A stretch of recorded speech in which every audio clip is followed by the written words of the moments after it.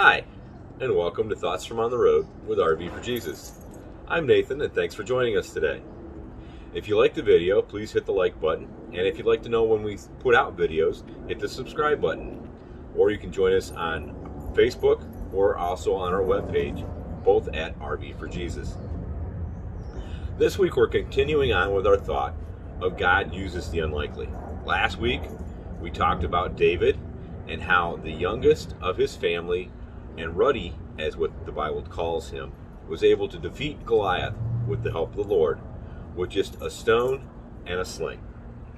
Today we're going to talk about Gideon and how God uses Gideon in a mighty way. The story starts in Judges chapter number 6, and we see there that Israel has sinned against God, and God has used the Midianites to bring judgment against them. And the Midianites, along with the Amalekites, have invaded the land and have caused problems with the Israelites to the fact that they can't even reap their crops, and so they're short on food. Gideon is a farm boy, and he's been out and he has harvested some of the wheat, and he's secretly threshing it at the threshing floor when the angel of the Lord comes unto him and tells him that he's going to use Gideon to help save Israel. Then, so what Gideon does is he calls Israel to him. But before he does that, because Gideon isn't sure of himself, and because Gideon isn't sure that why God would use him, remember, Gideon puts out a fleece. Matter of fact, he does it twice. And the one time he asked God that if the fleece is wet and the ground around it is dry, that's a sign for Gideon that that's what God wants him to do. And then the next time, Gideon says, if the ground is wet and the fleece is dry, then again, another sign of what God wants him to do. That God wants him to be the helper to help save Israel. So Gideon calls the children of Israel together, the warriors, the men who are fighters. And they're pitched on the banks. And God says to Gideon in Judges chapter number 7 and verse number 2, "And the Lord said unto Gideon, The people that are with thee are too many for me, to give the Midianites into their hands, lest Israel vaunt themselves against me, saying, Mine own hand hath saved me. Now therefore go to, proclaim in the ears of the people, saying, Whosoever is fearful and afraid, let him return and depart early from Mount Gilead.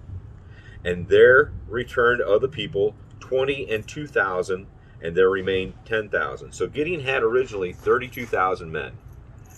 And God cut that number down to 10,000.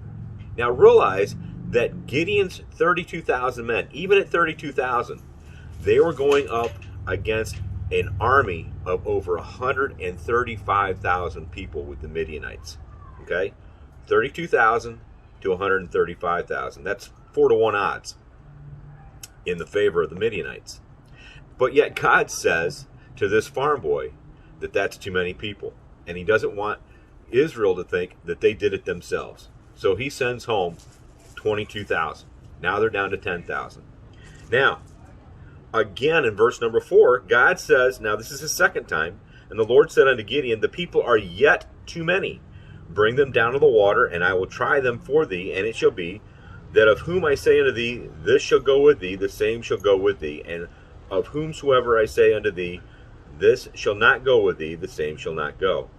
So he brought down the people under the water, and the Lord said unto Gideon, Every one that lappeth the water with his tongue as a dog lappeth, he shalt thou set by himself. Likewise every one that boweth down upon his knees to drink. And the number of them that lappeth, putting their hand to their mouth, were 300 men. But the rest of the people bowed down upon their knees to drink water. And the Lord said unto Gideon, By the 300 men that lappeth will I save you, and deliver the Midianites into thy hand. And let all the other people go, every man unto his own place. So God cut the odds down even more, or raised the odds even higher, if you want to look at it that way. He cut the number of the Israelites down from 10,000 to only 300 to go up against 135,000 armed men. Now, so that's what Gideon did. He sent the other men away, and he took the 300, and they surrounded the camp. And what Gideon told them to do was to take a lantern and a pitcher, and they put the pitcher over the lantern so it hid the light, and that upon Gideon's signal, they would break the lantern and shout, "The sword of the Lord and of Israel," and attack, and watch what happened. And what happened was this. When they did that, they scared the Midianites so much that the Midianites ran around and actually killed each other instead of going against the Israelites, and ran off. And Israel, with 300 men, God using only 300 men, defeated an army of 135,000 people with a farm boy and 300 other men. See, God uses the unlikely. In Ephesians chapter number 6 and verse number 10, Paul writes, "Finally, my brethren, be strong in the Lord and in the power of his might."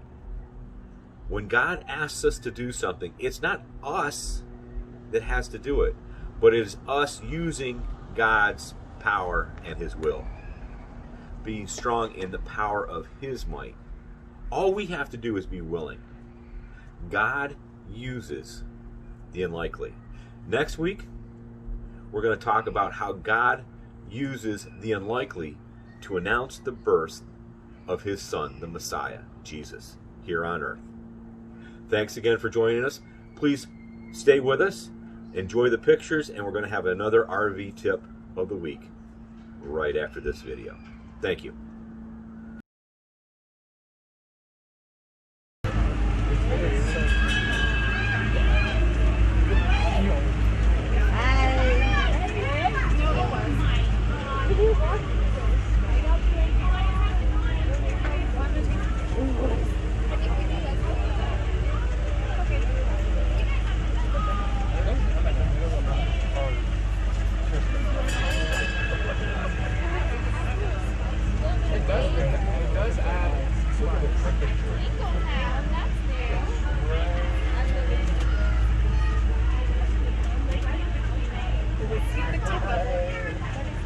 There it is.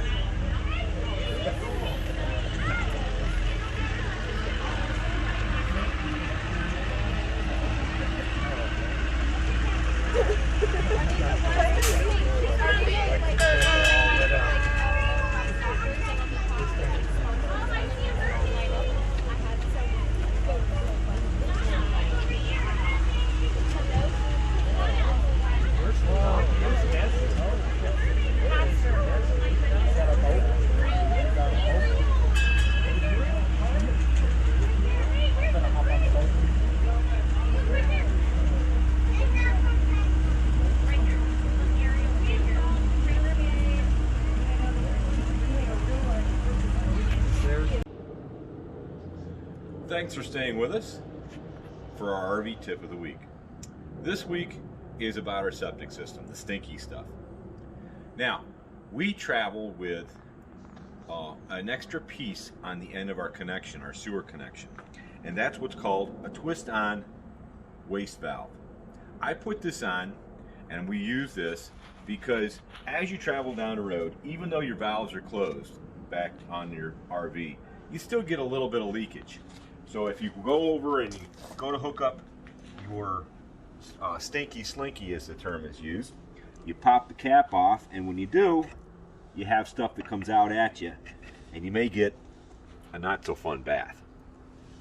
So the neat thing with this is this, and you can actually add one of these on permanently if you want. I have a removable one, and it is much easier for us to use. Basically what it does is right on the end of your line, it hooks on just like your slinky does.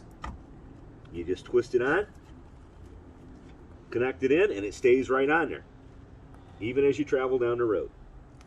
And your sewer cap fits right on the end of it, just like it would on your regular end of your line. Okay? And then you leave that closed, you hook up your line, and then you don't have to worry about anything coming out at you. All you do when your line is all hooked up, you pull the valve and you're ready to go.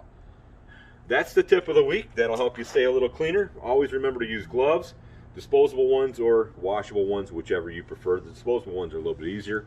That way you don't have to worry about it. But that is our tip of the week.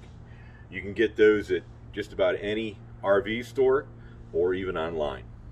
Thanks again for joining us, and have a great time.